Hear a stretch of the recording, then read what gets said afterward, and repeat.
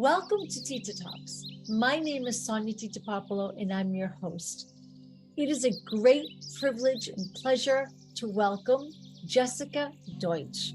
Jessica has been engaged with art for most of her lifetime and has over 30 years of international experience working in New York, London, and South Africa, sourcing art for VIP collectors, selling important entire collections, identifying and promoting emerging artists, curating art exhibitions, and carrying out luxury cultural travel with entree to private collections for small groups. She started her journey at Sothebys, New York, where she was the director of public programs and created educational experiences for collectors in art, fashion, jewelry, and more. After Sotheby's, Jessica then established her own business called Arts to Life, which expanded her original Sotheby's programs from North America to taking collectors and cultural enthusiasts to countries around the world. After living in South Africa for 3 years, Jessica has focused on contemporary African art, and currently she is hopeful and excited to be working with a NFT gallery in London, which just opened a gallery space in New York City. A year ago, she was diagnosed with cancer. And today, we're talking about the healing power of art, a self-care tool for you. And we will hear Jessica's personal story. Welcome to Tita Talks, Jessica. Thank you, Tita. It's lovely to be here. We're delighted that you're here today. Jessica, in the presence of art, we may experience inspiration, wonder, and even hope. It can spark our imagination, creativity, thinking. It can inspire us to feel empathy, joy, and our internal awareness and capacity for transformation can expand through experiences with art. Scientific research has demonstrated how people actually benefit from exposure to art. Moreover, there are social prescription programs in which doctors prescribe museum visits, art classes, and so forth. Art is healing because it forces you to forge a connection between your mind and your body. Art is healing because it connects humanity with humanity. You have said that central to all of your work is the belief that art is important to life and that art can heal. Tell us about your healing journey from when you were diagnosed with cancer to what you did to heal with the art around you. Well, it wasn't a conscious decision that this was how I was going to heal. Yes. It was simply what my life is. And I was not aware that I formulated my life in this way, other than it always thrilled me to see the faces of people who were studying with me or traveling with me or who I was helping buy art. Just to see the light in their eyes was always a thrill. When I got sick, Yes. I was simultaneously starting to work with the NFT Gallery. And I didn't know a lot about what I was doing other than I was going to be looking at a different kind of art, which was digital art. Yes. And I had to learn about it. And I immersed myself in my computer. It was almost perfect that this art was digital because I had to look at it on a screen. And I found myself in a very different world that was fantasy, that was a different kind of reality to this reality. And I would say that if I looked at what was new and different in different centuries that shocked people. Yes. I was suddenly looking at what people were doing with technology that was blowing your mind away. Wow. And so my mind was not on being sick. My mind was learning what these people were doing and Wow. exploring their world. Right. And so what I went through was totally, in a way, an unconscious process. Okay. But I was going on Facebook and looking at different groups at the same time about what the people were saying about cancer. Yeah. And I thought, I don't relate to this. Right. And I don't really want to read this because I don't feel this. Wow. And slowly I started thinking that this is how I've led my life. I've never been in a reality. I've always put myself in a different reality because I had to, in order to give my participants a different viewpoint. And now I was doing it for myself. So that if I had to go for chemotherapy and I came home after this infusion and I had my children rushing around, are you okay? And what do you need? I really just wanted them to go away. I wanted just to be with my computer screen and looking at these images because I didn't think about being sick at all. If I look back now, I did not feel ill, and that's quite remarkable to say. I'm having this very mildly, I thought. I'm having a very mild cancer, but Right. it wasn't true. I was probably having, just as severe as everybody else in terms of how I was feeling or how I was reacting to medication or whatever. Right. But I was not thinking about being sick. Right. Not once. Right. And Well, nor was I afraid that I was not going to come out of this okay. In my head, this was part of the journey of life. It was a bump in the road. right. I was going to go through the process and I'd be fine. I'd be back to where I was. Okay. And I think that's because I put my head somewhere else, not consciously. Jessica, we're currently experiencing the greatest global transformation of our lifetime. This grand transformation permeates the well-being of every aspect of humankind. Wellness and self-care is at the forefront of this paradigm shift.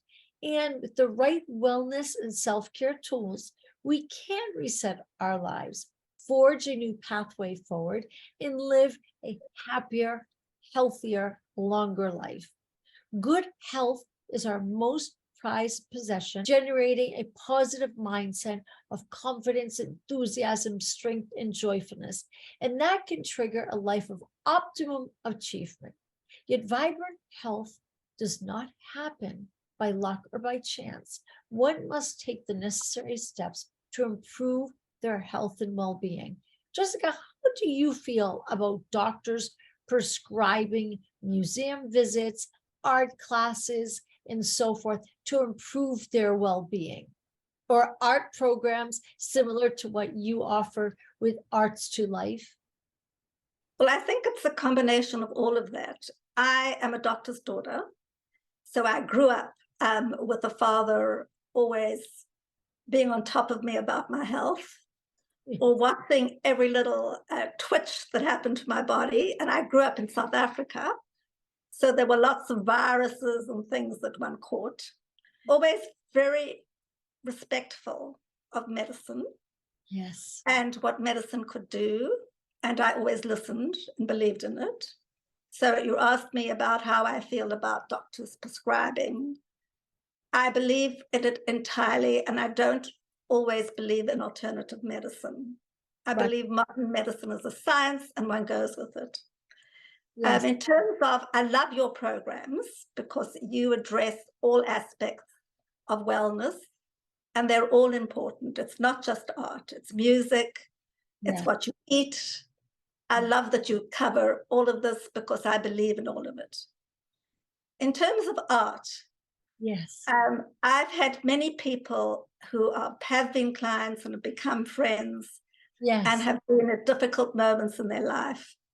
And I've taken them to a museum Right. I've told them to stand in front of a painting and not talk to me for 10 minutes Wow. and then tell me what they're seeing.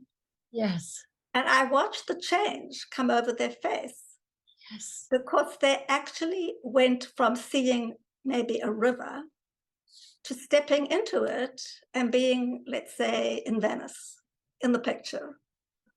Our philosophy is that true self-care relies on utilizing all four pillars of a healthy lifestyle. That's exercise, nutrition, rest, healing, and mindfulness meditation. This is our formula for health, happiness, and longevity. And when these four pillars are in alignment, we achieve harmony and equilibrium. What is your daily wellness routine, and what self-care tools do you use on a daily basis, Jessica? Well, the first thing I do every day Yes. is I roll out of bed, and no matter what the weather is, I go for a walk. I go for a walk because I guess I grew up in a hot climate. I'm used to the outdoors, and I don't want to feel trapped inside. Yes. So no matter where I've been in different parts of the world, Yes. the first part of every day is getting out the house and going and walking. And often when I was traveling, I was in regions that were extremely cold or Right. in areas where it wasn't that safe. Right. But I got out and I walked. So that was the beginning. Right. Because I grew up in a doctor's house, Yes. there was a strictness about diet throughout my life. Right. Right. My father indulged in ice cream. About all there was. We ate 3 good meals a day, and a lot of vegetables. Right. And I've kept that in my life. I kept that in my children's life when I was raising them. I embedded in their heads the idea that you have to eat properly. So that's always been with me. My mother at age 88 was doing ballet in the garden every morning because she had been a ballet dancer when she was young. I think yours was too. I was too. Yeah. I remember feeling that affinity with you. Yes. And there's a discipline you learn with that. Absolutely. I love that. Yeah. So I also had her as my role model. Every time I sit down, I hear her saying, "Sit up straight." Yes. I love it. Or you're getting so round-shouldered looking at the computer screen all day. But I'm always aware of like sitting straight. So as part of my daily routine, it's not just the things I'm doing, it's I'm holding myself in the chair. Right. And I always believe that your day should have 5 parts to it. Right. What does the healing power of art as self-care tool for you mean to you? Well, it means a lot to me that I'm so well today, and that there was something that made me well from something that was very dangerous in my life. Yes. And I'm grateful, and I'm realizing today only that something that was unconscious in my life was so powerful. That I had art as a way of switching my mind from whatever I was in to a different place. And I never knew that that was what was happening. But I do now. And that's what the last year taught me. The last year taught me that art was something that had healed me all of my life, no matter what I was going through. If it was the end of a marriage, if it was in my youth, the boy I loved rejecting me, whatever it was, that I'd gone and done something creative. I'd gone and painted, or I had taken shells and built something from shells. But carried on, I guess I went to Sothebys. Yes. Art reverberated in me, and I wanted to work with it. Right. And it was like central to my being. People say to me, oh, you have such passion. It's not really passion. It's just this is vital to my being. Right. And it's something that it makes you ageless. I thought in my head. Yeah. I say the bad part about being sick was that it taught me that life's not forever. It was a lesson. Right. But I'm trying to get back to the mindset that it is forever. I love that. I love that.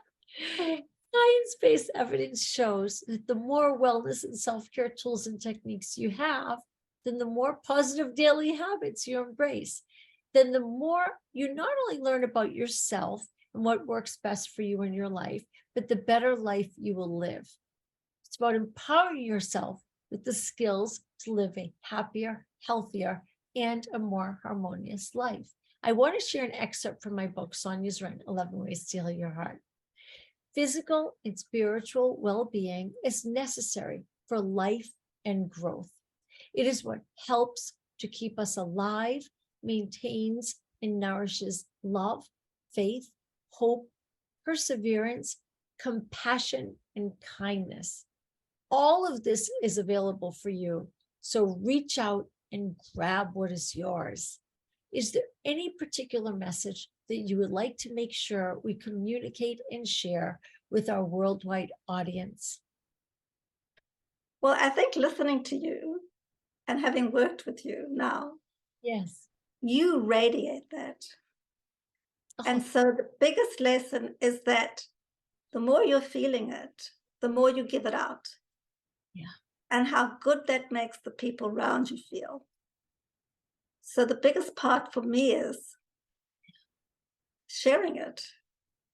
I mean, it's been wonderful working with you Oh, in the sense that I feel healed even more than I'm healed from doing this program because you made me look at it. And it's something that radiates from a person who feels well. Because if you do feel well in yourself, right. you look more deeply into the people around you.